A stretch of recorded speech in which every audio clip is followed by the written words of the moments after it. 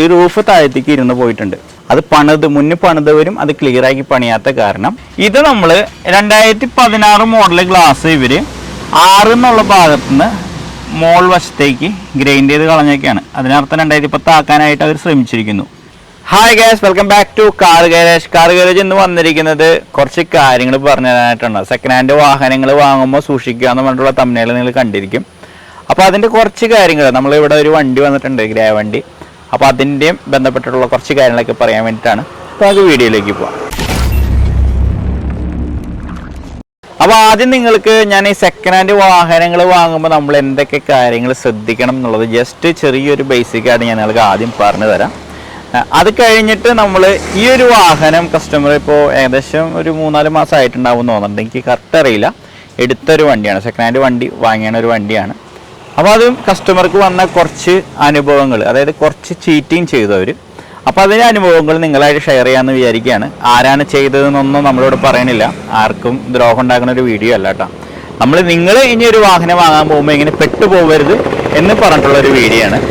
അപ്പോൾ ഈ ഒരു വാഹനം എന്ന് പറയുന്നുണ്ടെങ്കിൽ 2010 മോഡൽ ഒരു വാഹനമാണ്. 2010 മോഡൽ വാഹനം ഒരു ഗ്രേ കളർ വണ്ടിയാണ്. കാണുമ്പോൾ ഒരു പ്രശ്നകാരൊന്നുമില്ല. കാണുമ്പോൾ ഈ വണ്ടിക്ക് ഇതേ നല്ല നീറ്റ് കണ്ടീഷനാണ്. മേജറായിട്ടുള്ള ഇഷ്യൂസോ കാര്യങ്ങളോ പ്രശ്നങ്ങളൊന്നും ഇല്ല.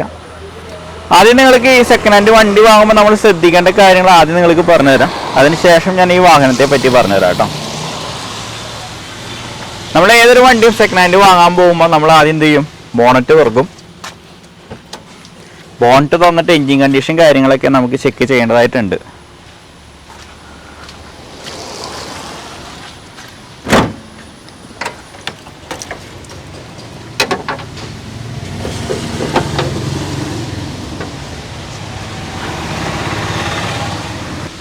അപ്പോൾ നമ്മൾ ഈ ബോണറ്റ് ഓപ്പൺ ചെയ്തതിന് ശേഷം നമ്മൾ ഫസ്റ്റ് ചെക്ക് ചെയ്യേണ്ടത് മൊത്തം ഒരു വയർ കാര്യങ്ങളൊക്കെ ചെക്ക് ചെയ്യുക. വയർ വല്ലയിടത്തും ലൂപ്പിങ് കാര്യങ്ങളൊക്കെ ചെയ്തിട്ടുണ്ടോ, ഓവറായിട്ട് നമ്മൾ ലോക്കൽ ഇൻസുലേഷൻ ടേപ്പ് യൂസ് ചെയ്തിട്ടുണ്ടോ, അങ്ങനെ ഈ കോർണർ വശങ്ങളൊക്കെ നമ്മൾ ചെക്ക് ചെയ്യുക. കോർണർ വശങ്ങൾ തുരുമ്പ് ഇഷ്യൂസ് ഉണ്ടോ, ഇടിച്ച് പേസ്റ്റിങ് എങ്ങാനും അതായത് പേസ്റ്റിങ് എങ്ങാനും ലോക്കലിൽ ഇട്ടിട്ടുണ്ടോ എന്നൊക്കെ ചെക്ക് ചെയ്യാം.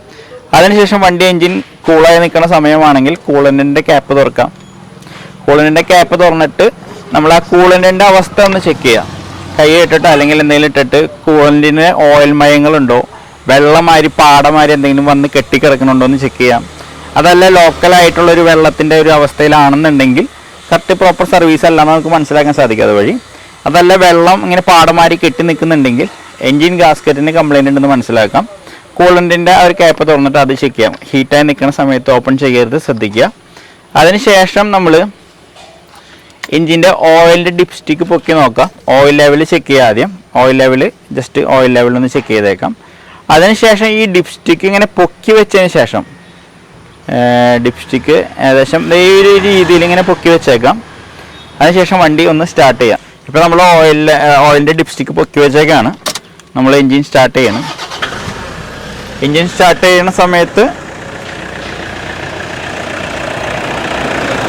നമുക്കിവിടെ ഇങ്ങനെ ഡിപ്സ്റ്റിക്ക് പൊക്കണ സമയത്ത് അതിന് സ്മോക്കോ അല്ലെങ്കിൽ ഓയിലോ നമ്മൾക്ക് പുറമേക്ക് തെറിക്കുന്നുണ്ടെങ്കിൽ വണ്ടിക്ക് ഡീകംപ്രഷൻ ഉണ്ടെന്ന് മനസ്സിലാക്കാൻ സാധിക്കും. പക്ഷേ ഈ വണ്ടിക്ക് ഡീകംപ്രഷനോ പ്രശ്നങ്ങളോ ഇല്ല.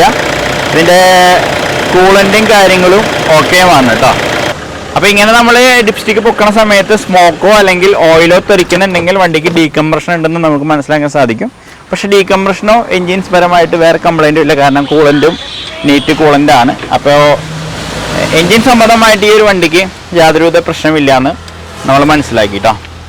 പിന്നെ വയറിങ്ങിൻ്റെ ഞാൻ നിങ്ങളോട് ഫസ്റ്റ് പറഞ്ഞു, വയറിങ് കാര്യങ്ങളൊക്കെ ചെക്ക് ചെയ്യാം. അപ്പോൾ ആ കാര്യങ്ങളൊക്കെ ക്ലിയർ ചെയ്തു. അതേപോലെ നമ്മുടെ എൻജിൻ ക്യാബിൻ്റെ ബോഡി പേസ്റ്റിങ് കാര്യങ്ങളൊക്കെ പ്രോപ്പറായിട്ട് ചെക്ക് ചെയ്തു, ഓക്കെയാണ്. അപ്പോൾ ഈ ഭാഗത്ത് വണ്ടിക്ക് ഒരു കംപ്ലൈൻറ്റും ഇല്ല, നമ്മൾ മനസ്സിലാക്കി കഴിഞ്ഞു.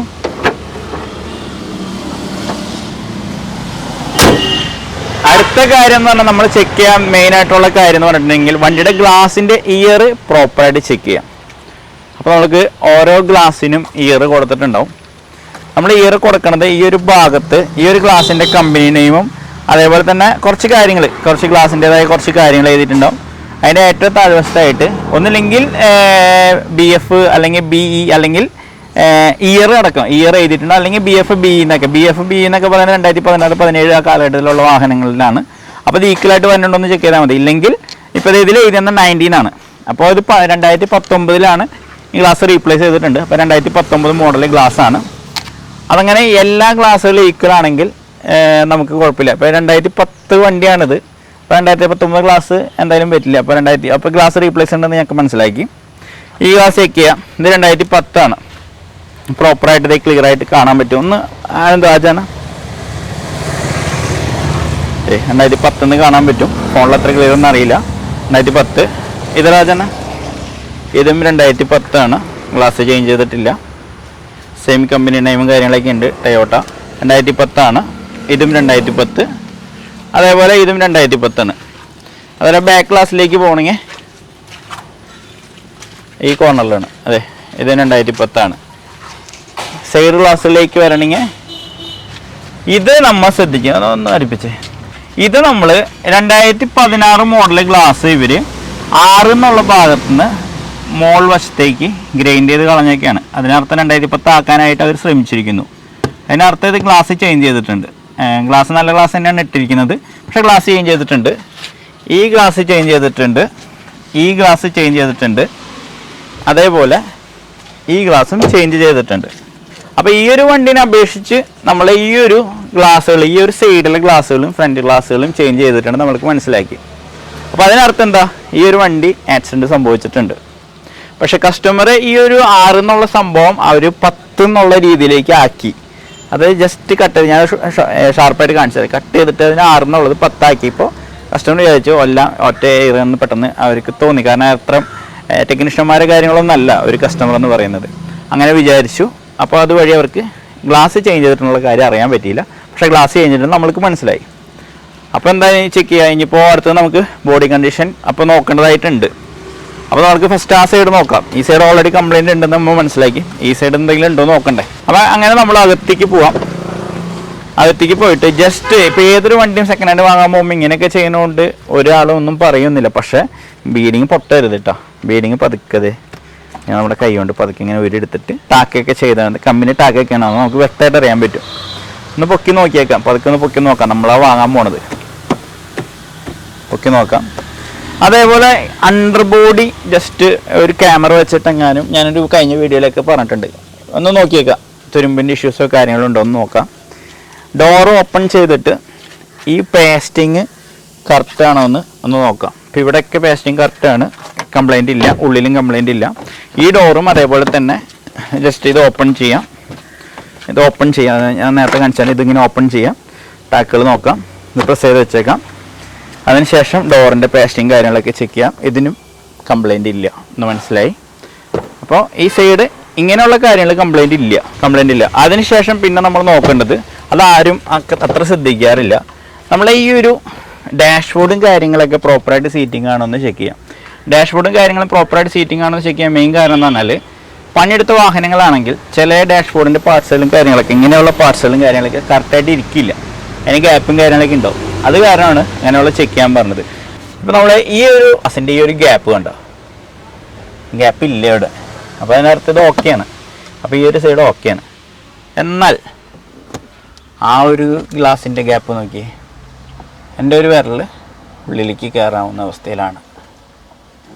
അപ്പോൾ എൻ്റെ ഒരു വിരൽ ഉള്ളിലേക്ക് കയറാവുന്ന അവസ്ഥയിൽ ഗ്യാപ്പ് ഇവിടെ ഒരു സ്ക്രൂ അടിച്ചു വെച്ചാണ്, അവിടെ പ്രോപ്പറായിട്ട് ഇരുന്നിട്ടില്ല. അപ്പോൾ നമുക്ക് അപ്പുറത്തേക്ക് പോവാം. അപ്പോൾ ഞാൻ പറഞ്ഞു വന്നത്, ഈ ഒരു വണ്ടി ഈ ഒരു സൈഡ് വണ്ടി തട്ടിയിട്ടുണ്ട്. ഈ ഒരു വണ്ടി തട്ടാന്ന് പറഞ്ഞാൽ ഈ റൂഫ് താഴത്തേക്ക് ഇരുന്ന് പോയിട്ടുണ്ട്. ഇരുന്ന് പോകാനുള്ള കാരണം നമ്മൾ കണ്ടുപിടിച്ചത് ഈ ഒരു ഫ്രെയിം ഉണ്ടല്ലോ, ഈ ഒരു ഫ്രെയിം ഉള്ളിലേക്ക് പോയേക്കുണ്ട്. അത് മുന്നേ പണിതവരും അത് ക്ലിയറാക്കി പണിയാത്ത കാരണം അതാണ് വെള്ളം മൊത്തം, ഇപ്പം മഴക്കാലം ആയതുകൊണ്ട് തന്നെ മഴയാണ് കേരളത്തിൽ, വെള്ളം മൊത്തം അകത്തേക്ക് പോവാണ്. അപ്പോൾ താൽക്കാലികമായിട്ട് കസ്റ്റമർ ഈ വണ്ടി വർക്ക്ഷോപ്പിൽ കൊണ്ടുപോയിട്ട് ഇങ്ങനെ ബെൻഡ് അടിച്ചിട്ട് വെള്ളം അകത്തേക്ക് പോകാത്ത രീതിയിൽ അഡ്ജസ്റ്റ്മെൻറ്റ് ചെയ്തിരിക്കുകയാണ്. അപ്പോൾ നമ്മളിവിടെ ഈ ഒരു വണ്ടി ഫുള്ളായിട്ട് ക്ലിയർ ചെയ്യാൻ വന്നിരിക്കുകയാണ് കേട്ടോ. അപ്പോൾ ഈ ഒരു വണ്ടി ക്ലിയർ ചെയ്യണമെങ്കിൽ ഇതിന് മാറ്റേണ്ട കാര്യങ്ങൾ എന്ന് പറഞ്ഞാൽ, റൂഫ് നമ്മൾക്ക് റീപ്ലേസ് ചെയ്യേണ്ടതായിട്ട് വരും. അതേപോലെ ഈ ഫ്രെയിം തള്ളിയിട്ട് ആ റൂഫിൻ്റെ മെഷർമെൻറ്റിൽ നമ്മൾക്ക് ആ റൂഫിനെ ഇരുത്തേണ്ടതായിട്ടുണ്ട് കേട്ടോ. അപ്പോൾ അപ്പോൾ ഇവിടെ ഇങ്ങനെയും കംപ്ലൈൻറ്റ്. അതേപോലെ തന്നെ ഈ ഒരു ഫില്ലർ ഇവിടെ നിന്ന് അങ്ങോട്ട് ബെൻഡായാണ് കാരണം ഇവിടെയും ഉള്ളിലേക്ക് പോയിട്ടുണ്ട്. ഈ ഒരു ഗ്ലാസ് ഇരിക്കേണ്ട വശത്തുള്ള ഗ്ലാസ് ഇരിക്കണത് ഗ്ലാസ് കുറച്ച് മേലേക്ക് കയറിയിട്ട് ഇരിക്കുന്നത്. അതിനർത്ഥം ഈ ഒരു ഏരിയയും താഴത്തേക്ക് വന്നിട്ടുണ്ട്. അപ്പോൾ ബാക്കോട്ട് പോയി ഈ ഒരു വണ്ടി ഒറ്റ നോട്ടത്തിൽ ഒരു കംപ്ലൈൻറ്റും ഇല്ല. പക്ഷെ നമ്മൾ അഴിച്ച് അല്ലെങ്കിൽ നമ്മൾ പ്രോപ്പറായിട്ട് അതിൻ്റെ ബീഡിങ്ങുകളും കാര്യങ്ങളൊക്കെ അഴിച്ച് നോക്കിയപ്പോഴാണ് നമ്മൾക്ക് ഈ ഒരു പ്രശ്നം മനസ്സിലായത്. അപ്പോൾ ഏതൊരു കസ്റ്റമറും നിങ്ങളായാലും ആരായാലും ഇതേപോലുള്ള കംപ്ലൈൻറ്റുകളും കാര്യങ്ങളുള്ള വണ്ടി വാങ്ങരുത് എന്ന് പറഞ്ഞാൽ വാങ്ങാം. നമുക്കിപ്പോൾ ഈ വണ്ടിയുടെ മാർക്കറ്റ് റേറ്റ് ഏകദേശം 6 ലക്ഷം രൂപയാണെന്ന് വിചാരിക്കാം. അപ്പോൾ ഇങ്ങനെ ഒരു കംപ്ലൈൻറ്റ് ഉണ്ടെങ്കിൽ അവർ ഏകദേശം ഒരു 4 ലക്ഷം അല്ലെങ്കിൽ 5 ലക്ഷം രൂപയ്ക്ക് തരണം. 6 ലക്ഷം മാർക്കറ്റ് ഉണ്ടെങ്കിൽ 1 ലക്ഷമെങ്കിലും കുറച്ചിട്ട് വേണം ഇത് സെയിൽ ചെയ്യാനായിട്ട്. പക്ഷെ അങ്ങനെയല്ല ഈ ഒരു കസ്റ്റമർ ഈ വണ്ടി വാങ്ങിയത്. അവർ ചോദിച്ച 2010 ആ എമൗണ്ട് കൊടുത്തിട്ടാണ് ഈ ഒരു കസ്റ്റമർ ഈ ഒരു വണ്ടി വാങ്ങിയത്. ഈ ഒരു കസ്റ്റമർ ഈ വണ്ടി വാങ്ങി ഈ ഒരു കസ്റ്റമർക്ക് ഈ ഒരു കംപ്ലൈൻറ്റ് മനസ്സിലായി. ആ ഒരു കസ്റ്റമറെ കോൺടാക്ട് ചെയ്തു, അതായത് വാങ്ങിയ ആ ഒരു ആളെ കോൺടാക്ട് ചെയ്തു. തിരിച്ച് എനിക്ക് ഈ വണ്ടി കംപ്ലൈൻ്റ് ഉണ്ട്, വണ്ടി തിരിച്ചെടുക്കണമെന്ന് ആവശ്യപ്പെട്ടു. ആളെന്ത് ചെയ്താലും തിരിച്ചെടുക്കില്ല. പിന്നെ അവർക്ക് മനസ്സിലായി ആൾ എപ്പോഴും ഒരു ചീറ്റിങ് കാര്യങ്ങളൊക്കെ ചെയ്യുന്ന കൂട്ടത്തിലാണ് എന്ന് കസ്റ്റമർ പറഞ്ഞതനുസരിച്ച് ഞങ്ങൾക്ക് മനസ്സിലായി, അതായത് അവർക്ക് മനസ്സിലായി, അവർ ഞങ്ങളോട് പറഞ്ഞു. അപ്പോൾ ഇങ്ങനെ നിങ്ങളും വഞ്ചിക്കപ്പെടാതിരിക്കാൻ വേണ്ടിയിട്ട് ഉള്ള ഒരു വീഡിയോ ആയിരുന്നു. സെക്കൻഡ് ഹാൻഡ് വാഹനങ്ങൾ വാങ്ങുമ്പോൾ പ്രോപ്പറായിട്ട് ബോഡി ചെക്ക് ചെയ്യാം, പ്രോപ്പറായിട്ട് എൻജിൻ ചെക്ക് ചെയ്യുക, പ്രോപ്പറായിട്ട് അണ്ടർ ബോഡി ചെക്ക് ചെയ്യുക, പ്രോപ്പറായിട്ട് ഗ്ലാസിൻ്റെ ഇയറുകൾ ചെക്ക് ചെയ്യുക, പ്രോപ്പറായിട്ട് നമ്മളുടെ പെയിൻറ്റിങ് കണ്ടീഷൻ കാര്യങ്ങളൊക്കെ ചെക്ക് ചെയ്യുക, പ്രോപ്പറായിട്ട് ഡാഷ്ബോർഡിൻ്റെ സീറ്റിങ്ങും കാര്യങ്ങളൊക്കെ ചെക്ക് ചെയ്യാം. അപ്പോൾ ഈ ഒരു ഡീറ്റെയിൽ പറഞ്ഞിട്ടുള്ള ഒരു വീഡിയോ ആയിരുന്നു. അതേപോലെ ഈ വർക്ക് ഈ ഒരു വണ്ടി ഞാൻ ചെയ്യാൻ പോണ കാര്യങ്ങളും കൂടി പറഞ്ഞു തരാം. ഈ ഒരു വണ്ടിയുടെ ഗ്ലാസ്സുകളും കാര്യങ്ങളൊക്കെ മാറ്റിയെന്നും പറഞ്ഞിട്ട് ഈ ഒരു വണ്ടിക്ക് കംപ്ലൈൻറ്റ് വരാനില്ല. കാരണം ഗ്ലാസ്സുകളൊക്കെ എന്തായാലും നല്ല ഗ്ലാസ്സുകളൊക്കെ തന്നെ ഇട്ടാണത്, അത്യാവശ്യം നല്ല കമ്പനി ഗ്ലാസ്സുകൾ തന്നെ ഇട്ടിരിക്കുന്നത്, കുഴപ്പമില്ല. പക്ഷേ ഇതിൻ്റെ ബോഡി അവർ ക്ലിയർ ചെയ്തിട്ടില്ല. ബോഡി അവർ എന്ത് ചെയ്തു, ആ റൂഫ് തന്നെ നിലനിർത്തി ഇതിനെ ഒന്ന് ഇങ്ങോട്ടേക്ക് പുഷ് ചെയ്ത് തള്ളിച്ചു. അതിനുശേഷം അത് വെൽഡിങ് ചെയ്ത് ക്ലിയർ ചെയ്തെടുത്തു. ആ റൂഫ് നമ്മൾക്ക് ചേഞ്ച് ചെയ്യേണ്ട ആവശ്യമുണ്ട്, കാരണം ആ റൂഫിൻ്റെ അവസ്ഥ അത്രയും മോശമാണ്. അപ്പോൾ നമ്മൾ ചെയ്യാൻ പോകുന്നത് ആ റൂഫ് നമ്മൾ റീപ്ലേസ് ചെയ്യും. റൂഫ് റീപ്ലേസ് ചെയ്തിട്ട് ഈ ഒരു ബോഡി എത്രത്തോളമാണ് നമ്മൾ ഉള്ളിലേക്ക് പോയിട്ടുള്ളത്, ആ ഉള്ളിലേക്ക് പോയ ബോഡിനെ നമ്മൾ പുറത്തേക്ക് പുള്ളറും കാര്യങ്ങളൊക്കെ യൂസ് ചെയ്തിട്ട് ഈ ബോഡി പുറത്തേക്ക് തള്ളിയെടുക്കുകയും ആ റൂഫ്, പുതിയ റൂഫ് നമ്മൾ ഓർഡർ ചെയ്തു, ബോർഡ് മൂലം ഓർഡർ ചെയ്തിട്ടുണ്ട്. അപ്പോൾ ഏകദേശം ഒരു 13 ദിവസത്തിനുള്ളിൽ വരും. ആ പുതിയ റൂഫ് നമ്മൾ സെറ്റ് ചെയ്ത് അതിൻ്റെ മെഷർമെൻറ്റും കാര്യങ്ങളിലും പ്രോപ്പർ ചെയ്തതിന് ശേഷം ഇവിടെയും താഴത്തേക്ക് പോയിട്ടുണ്ടെന്ന് പറഞ്ഞില്ലേ, ഇതും മുകളിലേക്ക് ഉയർത്തി ഈ ഗ്ലാസ് റിമൂവ് ചെയ്ത് അതിൻ്റെ ബീഡിങ്ങുകളും കാര്യങ്ങളും റീപ്ലേസ് ചെയ്ത് റീസെറ്റ് ചെയ്യുന്ന രീതിയിൽ റൂഫും ചേഞ്ച് ചെയ്യണം, ഫില്ലറുകൾ ലെവലാക്കണം, ഗ്ലാസ് അയച്ചിട്ട് റീസെറ്റ് ചെയ്യുന്ന രീതിയിൽ വർക്ക് ചെയ്യാൻ വേണ്ടി വന്ന ഒരു വണ്ടിയാണ്. ഇതിൻ്റെ ഡീറ്റെയിൽ ആയിട്ടുള്ള കാര്യങ്ങൾ ഞാൻ ഈ വണ്ടിയുടെ വീഡിയോയിൽ ഞാൻ ഉൾപ്പെടുത്താം. അപ്പോൾ നിങ്ങളാരും ഇങ്ങനെ വഞ്ചിക്കപ്പെടരുത്. സെക്കൻഡ് ഹാൻഡ് വണ്ടി വാങ്ങുമ്പോൾ ചെറിയ ഇഷ്യൂസും കാര്യങ്ങളൊന്നും പ്രശ്നമല്ല. ഇപ്പോൾ ബോഡി മെഡ് എൻഡിങ് ഉണ്ട്, ഓയിൽ ചേഞ്ച് ചെയ്യാൻ പറ്റണ ഓയിലായിരുന്നു, അതോ മാറ്റിയിട്ടുണ്ടായിരുന്നില്ല, അതൊന്നും പ്രശ്നമല്ല.